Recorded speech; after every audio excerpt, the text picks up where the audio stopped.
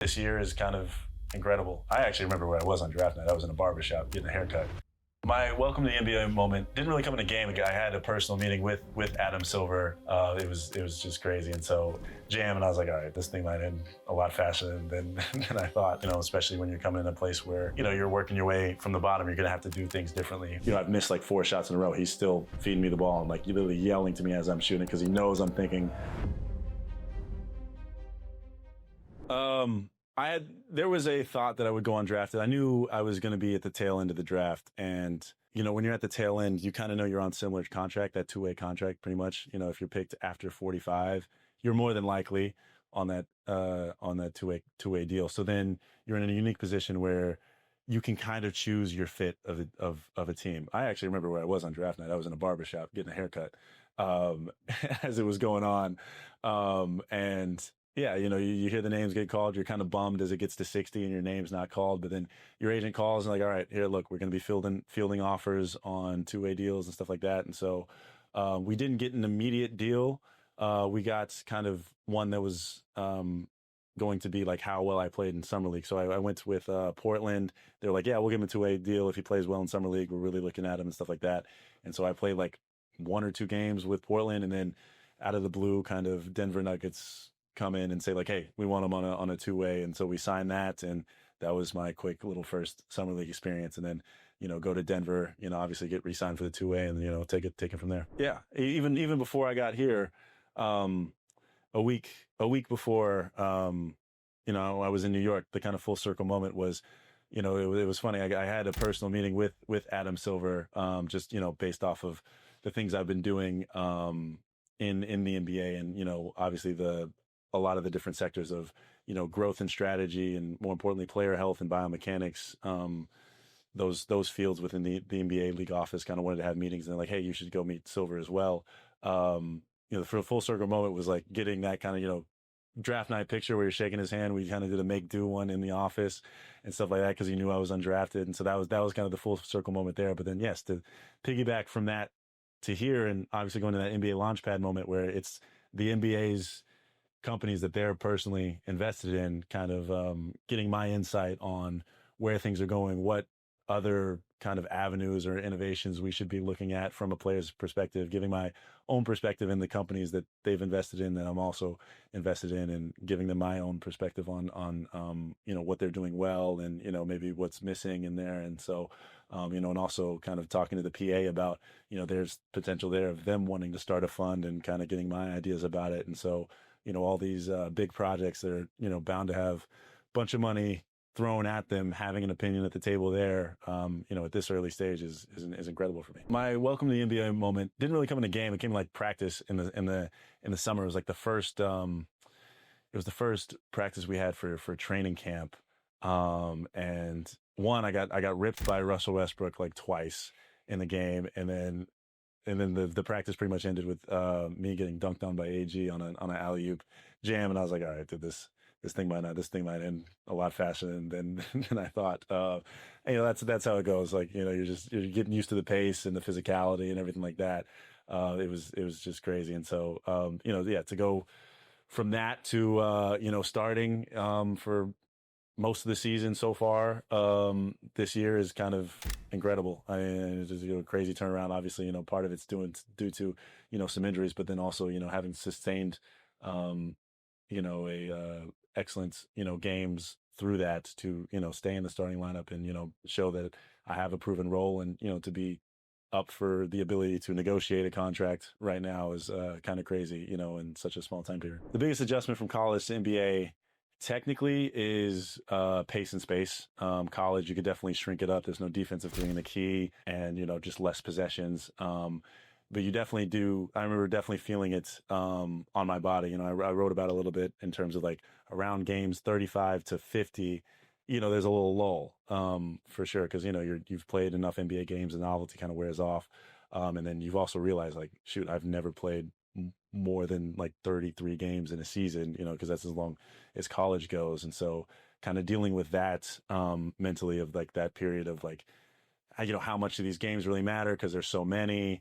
And trying to find ways to psych yourself up. Like, when you're going to play a team that might be at the bottom of the conference, and there's not going to be any energy in the arena versus college, where it's always like feels like it's a big game. There's something to prove. They're much more important. So that's where the professionalism kind of kicks in, where it can definitely feel like a job a little bit when it's like you're on a back to back, and it may not seem like this game really matters this much right now because it's your 40th game, and it's whatever, but you got to figure out how to pump yourself up and stuff like that. And so those are, I think, the main difference. The biggest thing for my growth off the court that I'm trying to focus on is the main stuff is really being very efficient in my movement. One, defensively, in terms of like how quick I can open my hips and how quick I can kind of shuffle my feet and stuff like that. And that's why I look at a lot of my biomechanics in terms of where can I, what muscles can I build, and what muscles would be the most effective in building those kind of efficient movements. Because that's a big part of defense, is the angles you take, how quickly you take them, while also, also being strong enough to take bumps and hits and not get bumped off your spot. And that's part of the reason why I'm getting paid, is for my defense. So obviously keeping the strengths. Beyond that, the general stuff of ball handling, making sure my shooting mechanics stay very similar. That's one of the things the biomechanics kind of help me realize, is when I get tired, what kind of muscles are getting tired, whether it's issues in my shoulders or more so my core, or if it is like some lower body stuff not putting, if the force that I'm putting in the ground does dissipate, and what time or how long does it take for it to dissipate. So it lets me know, is it a conditioning issue? Is it a strength issue? To what extent? And so, yeah, just really kind of perfecting more of that kind of 3-and-D kind of role. A lot of the guys, as they were out, especially through this season, have all helped me just like a little bit. I mean, Aaron Gordon, when I slipped into kind of his role as he was out, was really helping me figure out like the dunker spot, like how to move, because I've never played that position, because it's like right on the baseline, right under the rim, and it's prioritized on like, you're moving around how the offensive moves, and especially it's really around Jokic. So where he posts up, when they double him, where do you want to be? And if you learn it, you get very easy baskets off it, because Jokic's a very good passer, but you also have to learn when to move, when to cut, and where to be, where he expects you to be. He was great at kind of helping me learn that. Christian Braun was great in terms of, kind of how to navigate being a young player, trying to build your confidence on a team that's kind of already got things set. And, you're like, especially being thrusted into the starting lineup with, guys who have already played together for a long time and have that chemistry and everything like that. Like, how do you fit in there, without messing up what is a generational offense that we have and stuff like that. So that's been great. And then Jamal Murray's been great with confidence building, stuff like that. I remember in games where like, I've missed like 4 shots in a row, he's still feeding me the ball and like literally yelling to me as I'm shooting, because he knows I'm thinking of trying not to shoot. He's like, shoot it, like every time. Because that's the only way you get out of it. Because like the biggest thing about being on the hardest thing I think was when you're on a team that is that good and that good on offense as well.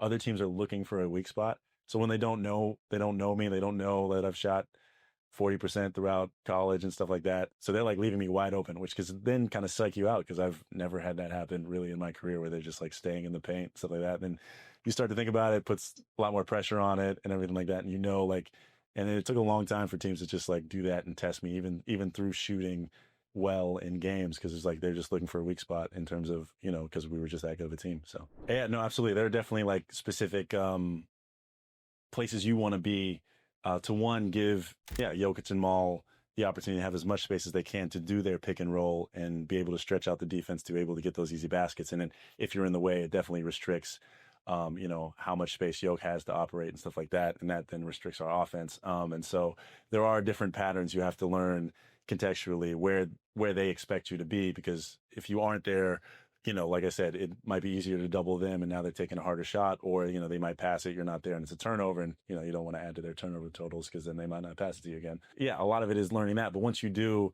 and you get kind of that confidence there, like you'll find out there are easy baskets all over the floor, and why that's what makes our offense so good. For my game days, I'm not super ritualistic, but I do have, with the companies that I pair with, I do have some things I like to keep consistent. I mean, obviously, I am a big napper before the game, but I guess I'll start a little bit earlier, where you'll wake up, you'll get a quick little shooting workout, in with my coaches, just spot shooting to keep it light, just wake up the body. Then you'll have a shoot around with the whole team. We'll just go over concepts of, team we're playing, obviously personnel, and then, a couple plays. And then after that, you're on your own for about like 4.5 hours. I'll do some off the court stuff. Who knows? Maybe write a LinkedIn post. We'll see.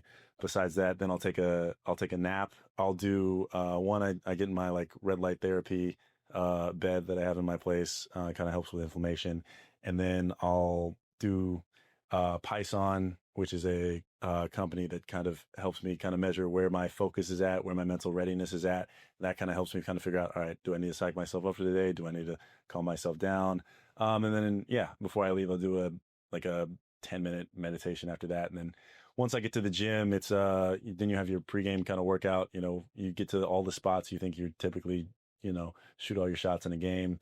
That's a quick workout. And then, eat, do some light stuff recovery wise, just like getting, some contrast therapy in the tub or some Normatex, and then get ready to play. Biggest thing is like obviously discipline. I mean, really time management is the only reason I'm able to do these kind of things. I mean, the time is there, but if you're not managing it well, you can't do it.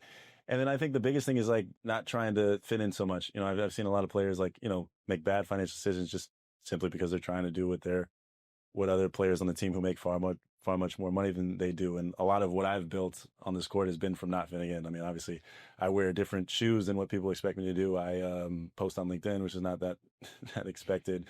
And so like, I'm not afraid to do those things like differently. And that's kind of helped, especially when you're coming in a place where, you're working your way from the bottom. You're going to have to do things differently from other people. And then, another thing is, I think the biggest thing that's helped me in my career is role recognition always. My role is actually, my basketball role has changed at almost every stage of my career. Like high school, I was more of a post player, didn't really shoot that many threes, although I shot a good percentage.